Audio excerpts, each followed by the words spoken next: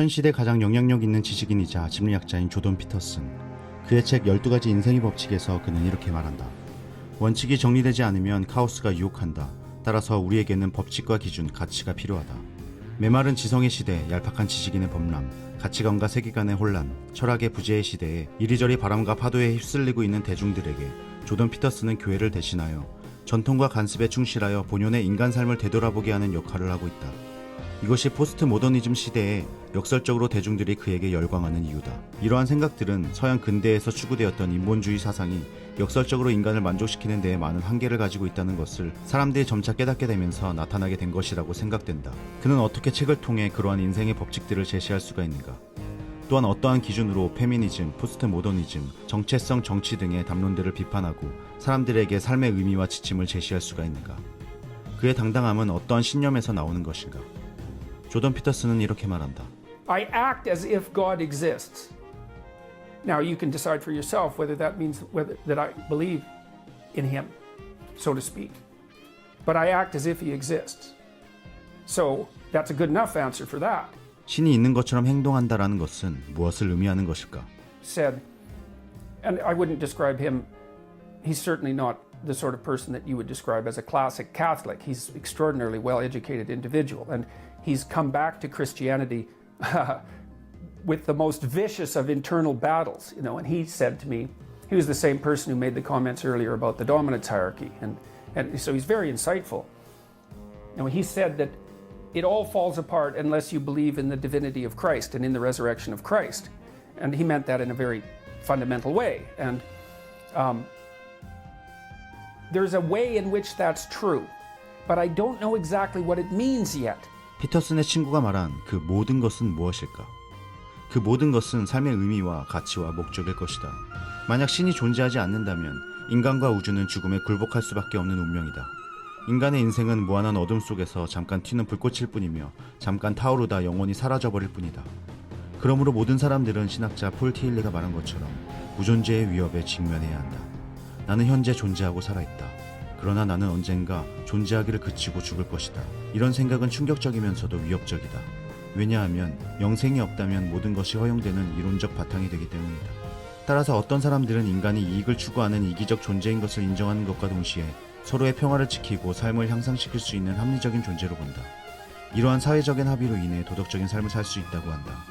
내 등을 긁어줘, 내가 당신 등을 긁어줄게, 뭐 이런 것이다. 하지만 이것이 항상 참인 것은 아니다. 우리는 이기심이 도덕성을 초월하는 경우를 역사적으로 경험했다. 바로 인간의 생각이 곧 법이며 도덕이며 모든 가치의 기준이 되는 세상, 곧 신이 죽은 세상이다. 신이 죽은 세상이란 무엇일까? You know, Nietzsche, of course, announced famously in the late 1800s that God was dead, and the typical rationalist atheist regards that as a triumphalist proclamation. But that wasn't that for Nietzsche, and Nietzsche knew perfectly well and said immediately afterward that the consequences of that was going to be bloody catastrophe because everything was going to fall. And he predicted the rise of communism, for example, and the deaths of tens of millions of people in the aftermath of the death of God. Because Nietzsche knew perfectly well that when you pull the cornerstone out from underneath a building, that even though it may stay aloft in midair like a cartoon character that's wandered off a cliff for some period of time, that it will inevitably crumble and that it will be replaced by something that's perhaps far worse. Now, Nietzsche hoped it would be replaced by man's ability to recreate meaning spontaneously out of his psyche, for example, which I think is a doomed enterprise. But he knew that in the interval, it would be replaced by both nihilism and by communist totalitarianism, which is a hell of a prediction because it was done like 40 years before the events actually unfolded. 함부로 신을 없애려고 하지 마라. 그렇다면 무엇으로 대체할 것이냐? 신이 없는 세상에서 사르트르는 사람이 어떠한 행동 방식을 따르기로 선택함으로써 삶의 의미를 만들려 한다고 말한다. 하지만 이것은 자기 기만이다. 나 자신이 어떠한 의미를 만들어낸다고 해서 그것이 우주의 의미가 되지는 않는다. 사르트르는 사실상 우주의 의미가 있는 것처럼 꾸미자 라는 주장을 펼치고 있는 것이고 이는 스스로를 속이는 짓이다. 요점은 이것이다. 만약 신이 존재하지 않는다면 삶은 객관적으로 무의미하다. 그러므로 인간은 행복하기 위해 삶의 의미가 있는 척 주관적인 기준을 설정하는 것이다. 그것은 우리가 스스로 정신병원으로 들어가는 것이다. 그렇지 않고서는 살아갈 수가 없다. 사람들이 자신의 의미를 만들고 살아갈 때 누군가의 가치는 옳고 다른 누군가의 가치는 그르다고 감히 단언할 수 있을까? 여기에 객관적이고 옳고 그름은 없다. 단지 개개인의 문화적이고 개인적이며 상대적인 주관적 사고만이 존재할 뿐이다. 이게 무슨 의미인지 상상해보라. 한 사람을 죽이는 것과 사랑하는 것이 도덕적으로 같은 것이 된다. 신이 없는 세상에는 선과 악이 존재하지 않는다. 앞뒤 위아래가 구분되어지지 않는다. 그저 무가치한 실존이라는 사실만이 존재할 뿐이며 그곳에선 그 누구도 남이 옳고 자신이 틀렸다고 인정하지 않는다. 기준은 무엇이 되어야 하는가? 세상에 따라 입맛대로 변하는 인간의 이성의 기준이 될 수는 없다. 동성애는 옳고 수가는 틀렸는가? 그 기준은 기호는 무엇인가? 인간의 과학과 기술의 진보가 우리 삶을 윤택하고 보다 편리하게 만들어주고 있다고 해서 윤리와 도덕적 가치도 진보되어야 하는 것인가? 도덕적 가치의 진보는 사실 선과 악이란 수평선에서 보았을 때 악으로 달려가고 있는 것이 아닌가? 그것이 아니라면 어떤 기준으로 그것이 옳다, 그르다라고 말할 수 있는가? 그렇게 신을 믿지 않더라도 객관적이고 본질적인 선의 가치를 각자의 마음속에서 정립해야 한다. 예를 들어 영원한 것은 없으며 인생은 무의미하고 부조리하다고 생각하면서도 자살은 반대하며 그 안에 나름대로 의미를 찾아야 한다고 하는 사람들은 자신의 주장에 대해 일관성 있게 살아가지 못하는 것이다.